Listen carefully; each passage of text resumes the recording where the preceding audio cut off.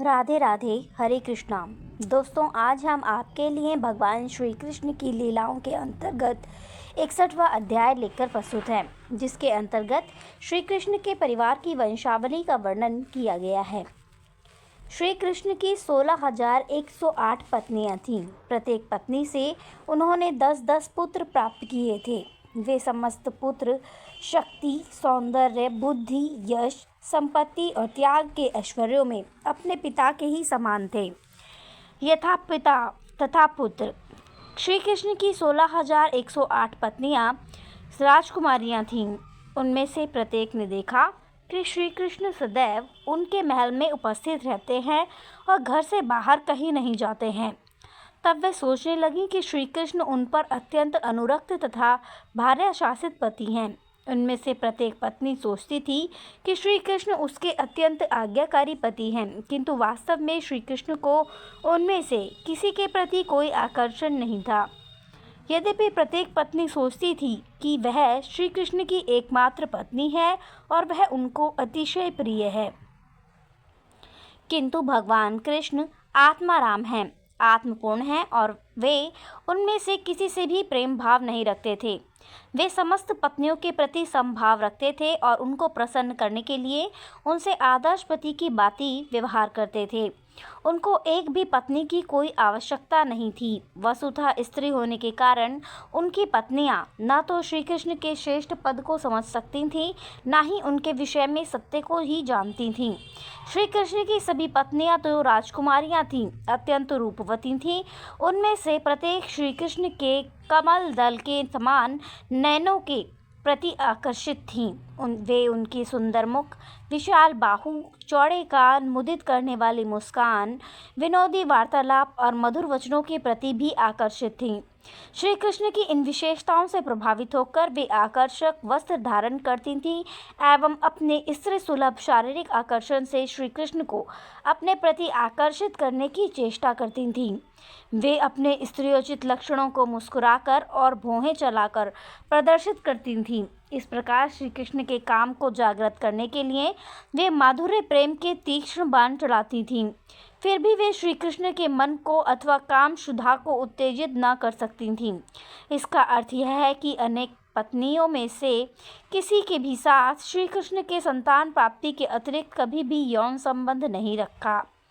यद्यपि भगवान श्री कृष्ण श्रेष्ठ देवताओं जैसे ब्रह्मा आदि के लिए भी अगम्य है, किंतु द्वारका की रानियां इतनी भाग्यशालिनी थीं कि उन्हें पति एवं जीवन साथी के रूप में भगवान प्राप्त हुए थे।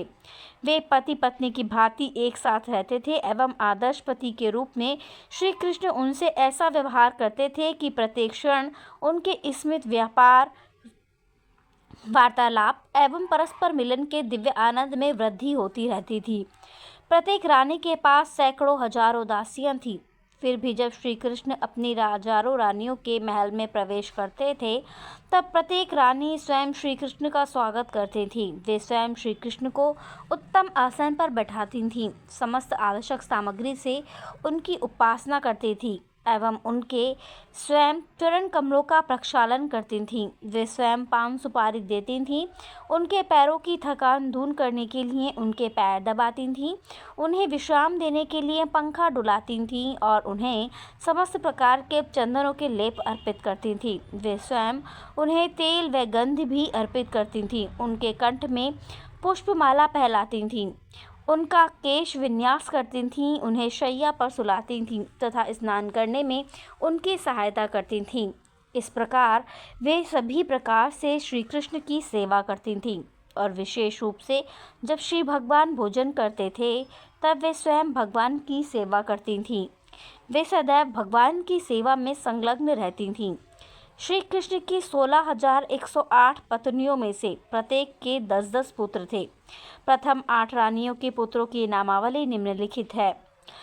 रुक्मिणी जी से श्री कृष्ण को 10 पुत्र प्राप्त हुए थे, जिनके नाम थे प्रद्युम्न, चारुदेष्णु, सुदेष्णु, चारुदेह, सुचारु, चारुगुप्त, भद्रचारु, चारुचंद्र, विचारु और चारु।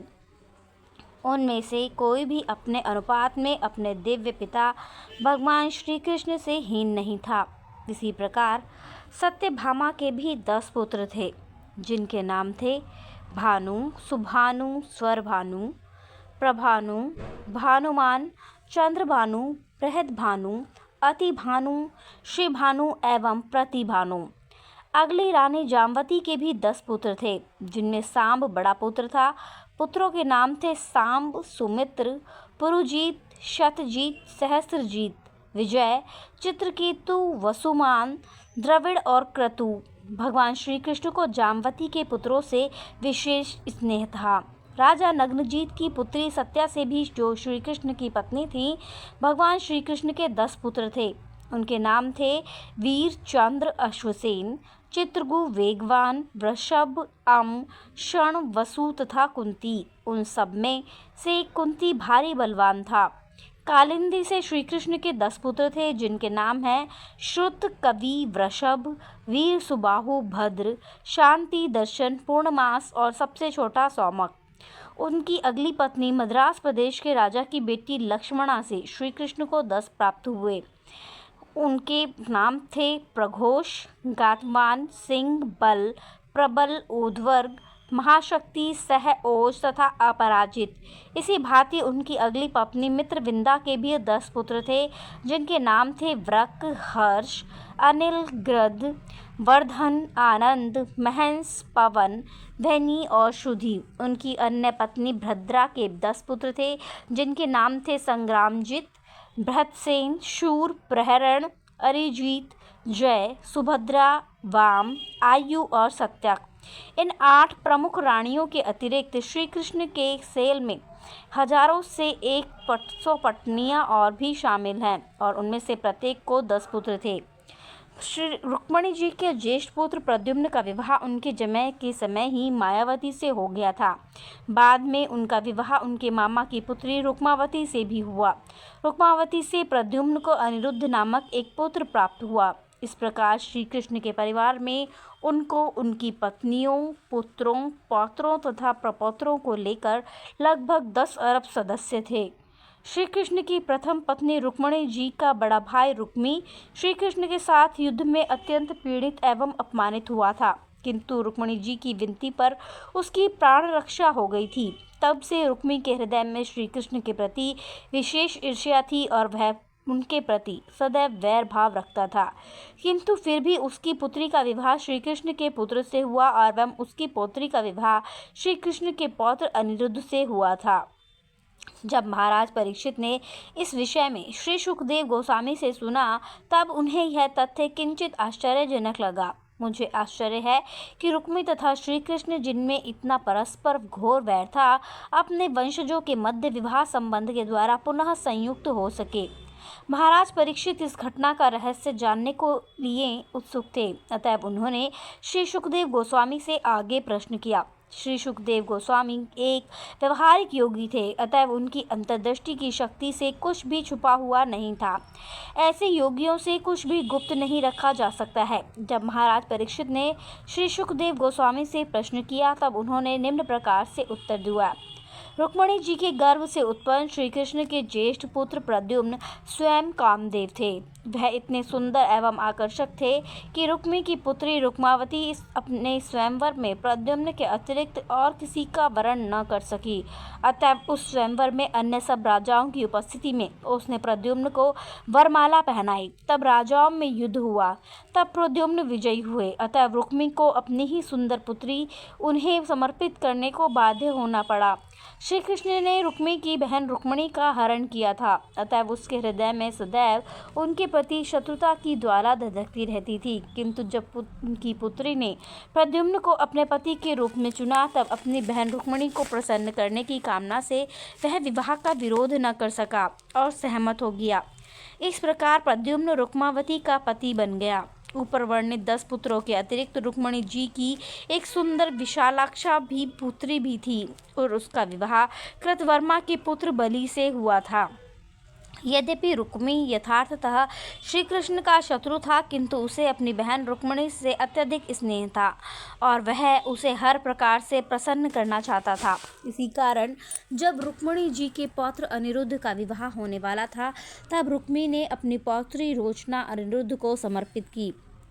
निकटतम संबंधियों के मध्य इस प्रकार के विवाह का वैदिक सभ्यता में अनुमोदन नहीं किया जाता है, किंतु रुक्मिणी जी को प्रसन्न करने के लिए रुक्मी ने अपनी पुत्री वैपौत्री श्री कृष्ण के पुत्र वैपौत्र को अर्पित की।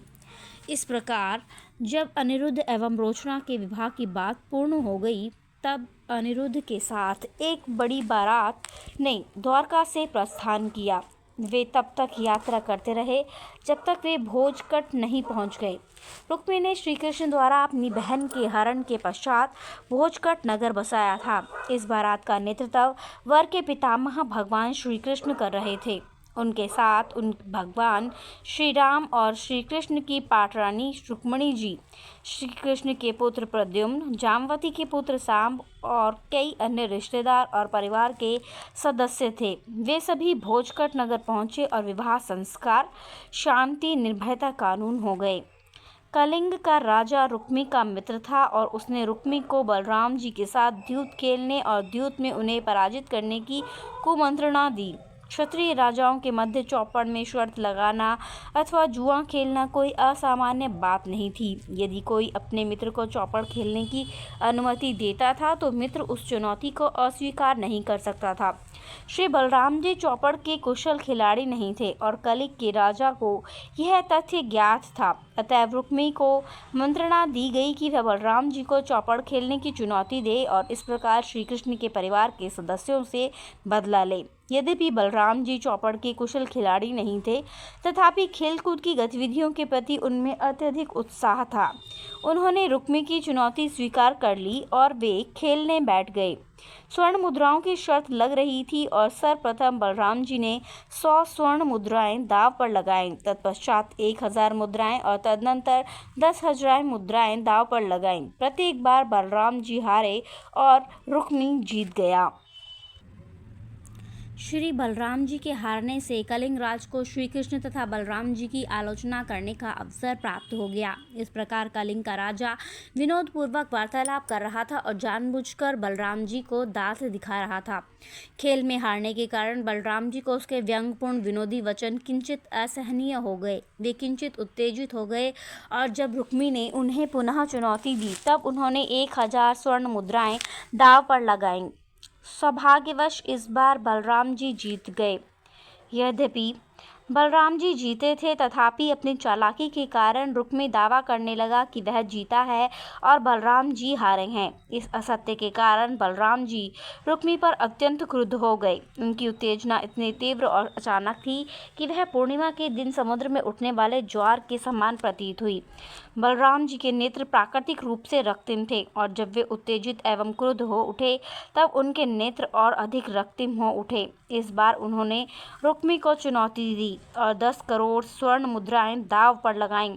चौपड़ के नियमानुसार पुनः बलराम जी जीते, किंतु रुक्मी पुनः चालाकी से अपने जीतने का दावा करने लगा। रुक्मी ने समस्त उपस्थित राजाओं से तथा विशेष रूप से कलिंग राजा का नाम लेकर पुनर्विचार करने की प्रार्थना की। उस समय इस वाद विवाद के मध्य आकाशवाणी हुई, जिसने घोषणा की कि खेल के वास्तविक विजेता बलराम जी के साथ दुर्व्यवहार किया जा रहा है और रुक्मी का यह कथन कि वह विजयी हुआ है पूर्ण रूप से मिथ्या है। इस दिव्य वाणी से होने पर भी रुक्मी ने यही जोर दिया कि बलराम जी हार गए हैं और उनके इस हठ से प्रतीत हुआ मानो उसके सिर पर काल मंडरा रहा है। अपने मित्र की कुमंत्रणा से मिथ्या ही फूले हुए रुक्मी ने भविष्यवाणी को भी अधिक महत्व नहीं दिया और वह बलराम जी की आलोचना करने लगा। वह कहने लगा, प्रिय बलराम जी, तुम दोनों भाई केवल गोप बालक हो। तुम गौएं चराने में अत्यंत कुशल हो सकते हो, किंतु तुम चौपड़ खेलने में अथवा युद्ध क्षेत्र में बाण चलाने में किस प्रकार कुशल हो सकते हो? इन कलाओं का समुचित ज्ञान केवल राजवंश के लोगों को होता है। रुक्मी के मुख से इस प्रकार की चुभती हुई बात सुनकर और वहां उपस्थित अन्य राजाओं को उच्च हास्य सुनकर भगवान बलराम जी के जलते हुए अंगारे के समान उत्तेजित हो गए। उन्होंने तत्काल अपने हाथ में गदा ली और बिना कुछ कहे उन्होंने रुक्मी के सर पर प्रहार किया। उस एक प्रहार से ही रुक्मी तत्काल निष्प्राण होकर भूमि पर गिर पड़ा। इस प्रकार अनिरुद्ध के विवाह के शुभ अवसर पर बलराम जी के द्वारा रुक्मी का वध हुआ।